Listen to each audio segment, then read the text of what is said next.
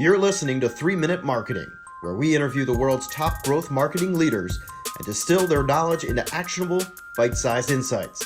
Now here's your host, Chris Mechanic.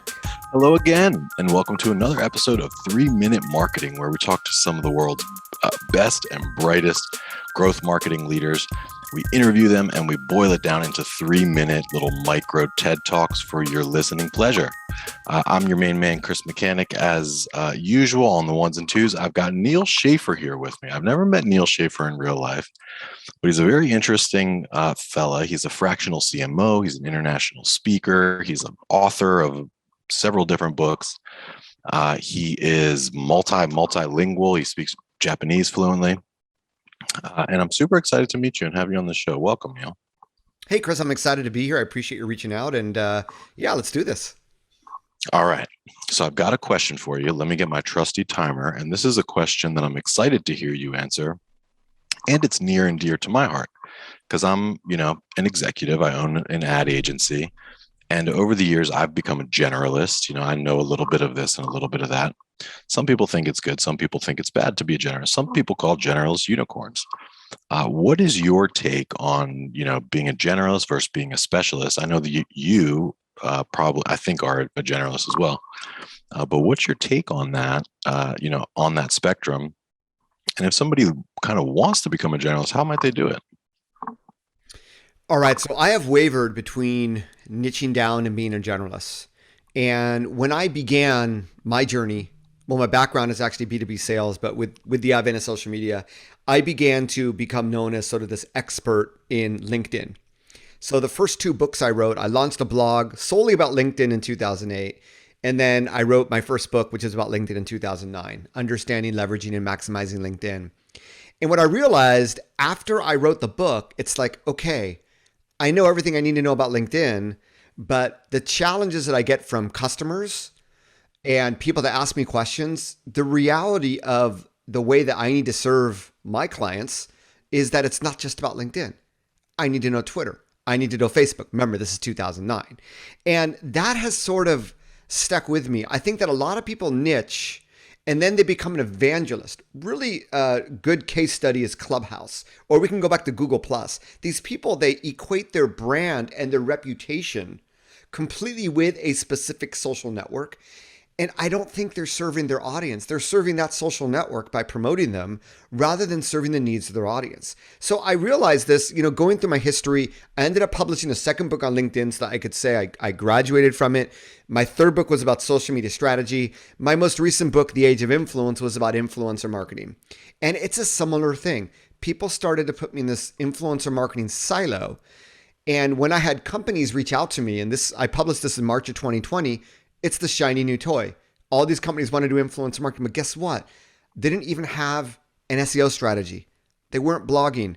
They weren't doing marketing automation. There were a lot of other things they could be doing in the entire digital marketing realm of reality to serve their customers, to be found, that they weren't doing. So I believe at the end of the day, as a marketer, you need to be able to serve your employer, your market, your customers, your career. And the only way to do it is you need to know a lot of things. One of my good friends, well, I don't need to name his name, but he's a B2B marketer. And we were having a talk the other day. I'm like, are you doing this? Check. Are you doing this? Check. Are you doing this? Check. There's a number of things that a marketer needs to be able to do. And the more of those that you can do, I believe that is the path to management. That's the path to being an executive, of being able to. So how do we learn it with 30 seconds to go?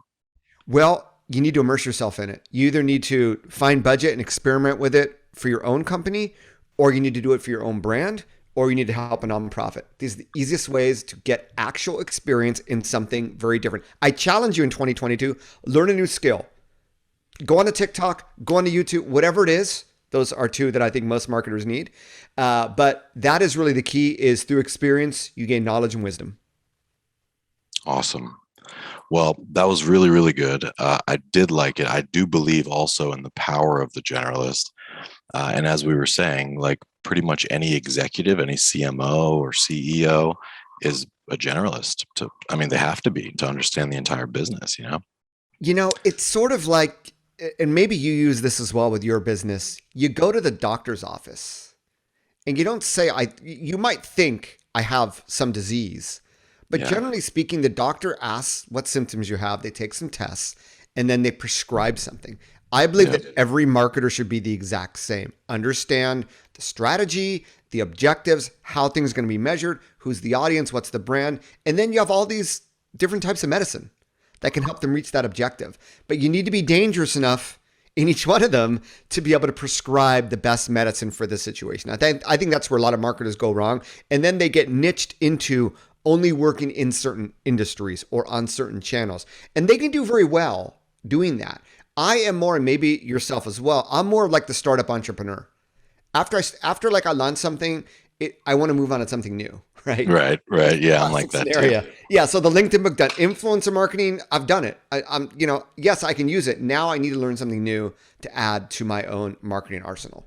And that's why my next book is going to be the ultimate generalist book, the ultimate digital marketing playbook for the post-COVID economy. And because I believe we need to breathe new into what is old. What is old is actually sexy and exciting and maybe more impactful than what you're doing in social media these days. So I'm really excited about that. Well, let's do another episode. We're going to cut to keep this short. But hey, if you like this, or if you want to see more stuff like this, drop us a like, comment, share, and help spread the love. Neal, very great to have you on the show today. Tell the audience where they can find out more about you, what your latest project is. What's going on these days? Well, my name is Neal Schaffer. I'm the real Neal, so just check the spelling. But I'm Neal Schaffer everywhere on the socials. My website, nealschaffer.com. I have a podcast called Your Digital Marketing Coach. You should check out as well. And my book, my most recent book is The Age of Influence. If you want to hear about my niching into influencer marketing, but hopefully it's a very generalist perspective on a topic that's very misunderstood that hope provides value to all you marketers. Love it. A marketer yourself through and through. Hey guys, stick around or check out the show notes for links to the rest of our conversation. Neal and I are going to continue talking for 10 minutes or so, and we'll see you next time. It's interesting because I like the idea of niching and being known for something, kind of, just because like from a marketing angle, it's easier to say like I'm the best at Facebook than it is to be like I'm the best at everything, So that's a strategy, right? But I think it'd be really slick if you market in a specific way to folks that need more than just Facebook. They need a variety of things. Get in the door with Facebook, kill it on Facebook, and then be like, oh, by the way, I'm a unicorn also. In all honesty, I think that's normally the way it works. Yeah. You see all these companies and people that just focus on one thing, but then as they get known in that thing, they see that they need to become more of a generalist. So all these podcasts that just talk about Instagram marketing, and then once Instagram shut down all the bots and they closed off the APIs and just organically it got really hard to get more traction. These people have now, I listen to their podcast. They're talking about like email marketing and ClickFunnels. It's like, wait, what about Instagram? So at the end of the day, it's a great way to be heard in a noisy market without a doubt. In fact, if you're a generalist, it's hard to be known. So it is a great tactic to use at the beginning so that when people, think of you, they think of something. But you don't want it to be too limiting, and you really need to be passionate about it because at the beginning, you're going to be running pretty fast to be known for that subject. Yeah. But we were at the beginning, all SEO. Our actual URL was SEO by Web Mechanics. And all we did was organic search for like probably the first like 2 or 3 years. And still to this day, people think of us as SEO. Like you'll see even in our branded search logs, people will search Web Mechanics SEO. Right. Yeah, it's funny. I mean, that's awesome. That takes a lot of doing to have a product, to have a non-branded keyword associated with your branded keyword. And that's what most companies dream of, actually. Yeah. Speaking of that, that's what Larry Kim said on the podcast. Yeah. He said basically, I asked him what the 3 best growth hacks were for 2021. And he said, basically, it's the ultimate growth hack of building brand. Because when you build brand online, you start getting, people start searching for you by name. They start automatically joining your Facebook. So like, you think Facebook and Google are not looking at signals such as like, how many people are you inviting to this page versus how many people are joining? So if you're inviting nobody, but you're, Home Depot, So millions of people are joining. It's like boom, boom, boom. That's a brand. I look at it even simpler. How many, we all have our favorite SEO tool. I use SEMrush. So look at how many people search for your name or search for your company name. And that alone is an indication, right? That I think Google definitely looks at. Definitely. Yeah. Definitely. Like, who's more reputable? Yeah. Somebody with 300, LinkedIn followers or 3 million? Yeah. I mean, they look at a number of different things like that for sure. So, but I think his thesis or his point was that like each of these platforms has their own little signals. So we could try to rig the signals, but all the signals are focused on identifying real brands that are trustworthy. So the ultimate hack is to just become a real brand that's trustworthy. Makes sense. Yeah. And Larry, I've had the opportunity, the honor to meet him in person. And he's just one of the smartest people you'll ever meet in marketing. And he's someone that's extremely strategic, but he's also extremely tactical. And he knows more hacks than probably both of us combined. So to hear him say that, that's pretty incredible, actually, that he would say that's the ultimate hack. You sort of expect them to have some, growth marketing hack or, growth hack. So, but it makes a lot of sense though. So let's change topics here real quick, because this is an area, and I know we only have 7 minutes left, and I want to let you get back because I know you're fresh off the plane. But this is an area that you are an expert at, right? Like building brand.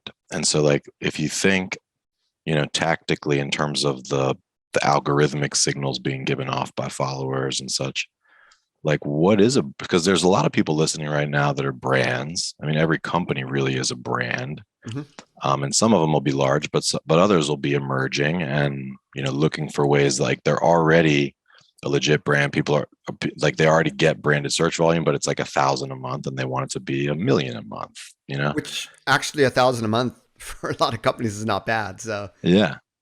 So, but what are some ways, like right when you walk in the door of a new client or new prospect, that you just think like, hey, we gotta build brand here? Like, what are some of your go-to methods, techniques, and strategies? Yeah, I don't think it's rocket science. The idea about building brand. So I think there's obviously two parts of it, of building brand. The first is like the internal part, right? Where you need to have some consistency. I'm not a branding expert by any means, but definitely, some of the hallmarks of a brand is there's consistency. I was just on a podcast today where we talked about MailChimp and how consistent they are in their communication and language, the bananas, the apes, and that builds this brand. Yeah. And so that's sort of the internal, the consistency. Part of the branding also is in creating some sort of emotional attachment. Like I normally buy Tylenol. Yesterday for my daughter, I bought CVS and my wife freaked out. Like, I'm like, dude, the ingredients are the exact same, right? But Tylenol has built this emotional attachment from the brand that I am also attached to. So I totally get that. So that's the internal part. The external part is the only way to build your brand and to get more followers to your brand is to be out there. And there are many, many ways to be out there. The two primary ways, if people already know you, obviously you have email marketing automation, we won't talk about that. But the two primary ways are to be seen in search engines and in social media. And obviously there's some overlap between the two as well. In search, and I just published my own new a new podcast episode today on the Your Digital Marketing Coach of why I'm doubling down on blogging.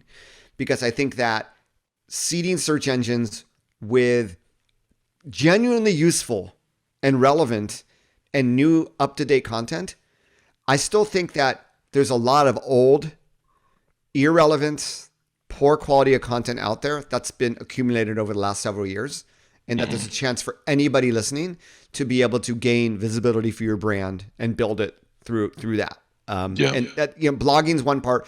YouTube also, I think there's tons of opportunities. And I challenge, any marketers listening that if you go and your company is an expert in something and you do a search for that keyword and you find that the content there is, you could do better, then that's your opportunity. And I do think that Google is smart enough and they really want to provide a useful service to people that they will find your good content and you will get opportunities to be on the big stage and perform. The social side, well, I wrote a book on influencer marketing. I do believe that for brands to be heard in social and to build brand there, you need to have people talking about you. It's word of mouth. And word of mouth marketing, in my mind, comes down to influencers. Now, people cringe at the word. I'm not talking about the Kardashians. I'm talking about other social media users who have built a community of over 1,000 followers in any given social network that actively publish content around certain subjects. So when you think of it that way, I mean, it could be a podcaster, could be a blogger, could be a YouTuber, could be someone on LinkedIn, Twitter, TikTok, Instagram. But these are people that have already built communities that are very interested in specific things that you're tapping into is going to be a quick start into being talked about in social media. How do you find those influencers? Like, it sounds like you're talking about kind of micro influencers, which is interesting. Yeah, you know, the funny thing is, I wrote in my book that it's not about, I mean, yes, it is about finding other people, but part of it is, if we define a nano influencer as having 1,000 followers, look at your own employees, look at your own customers, look in your own followers. And chances are there's a few nano influencers there. Yeah. So I talk about start with the way that we don't cringe about influencer marketing is when we find the influencer around us. We find influencers that already have brand affinity for us. Now, if we're trying to build a bigger brand and we're not known, you may not have that. Okay. Mm-hmm. You might be still a small company with few customers, few followers. In that case, you need to incite word of mouth. Easiest way to do that is the gift product. One of my friends, nice. Bamboo handlebar. Okay. Created a company out of New Zealand, created a bamboo handlebar for bicycles because it is a much more stable ride and you really have to ride it to believe it. Who is he going to reach out to? Bicycle enthusiasts. Do a search on YouTube, do a search on Instagram. These cost about $200. They're new in the market, sends them out. It's a small price for him to pay, but the coverage he's gotten, that alone has fueled his business. Wow. What's it called? It's called Passier, P-A-S-S-C-H-I-E-R out of New Zealand. And what's really interesting is once people start talking about you in social, it opens up opportunities. Now he has bicycle manufacturers going, you know, we want to be more sustainable with our manufacturing, and leveraging bamboo gives us the ability to do that. Can we consider using your parts as part, or can you create other bicycle parts out of bamboo? He has a bicycle shoe manufacturer that's looking at creating the soles of shoes out of bamboo using his technology. Well, I'll tell you what, we're at time, but that right there is a strategy for growth, right? You said align on the voice internally, get some content out there, hopefully good content, and then find and align with influencers. Not ignoring your nano influencers. And I started with the like, know, and trust, but I ended with, if you don't have that, then that's where you seed the market. Yeah. You get your product out there, get people talking about it. So yeah.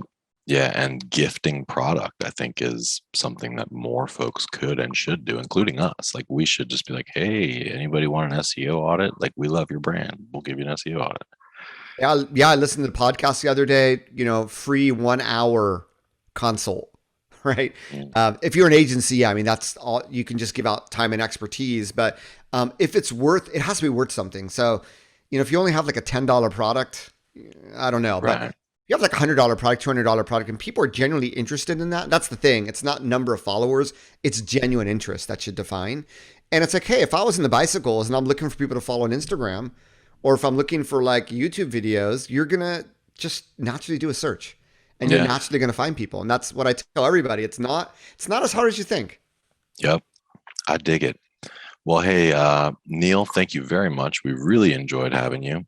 If you're still listening, please check out Neal Schaffer at nealschaffer.com, or you can find him online pretty much everywhere. And if you like this, drop us a like, a comment, or a share.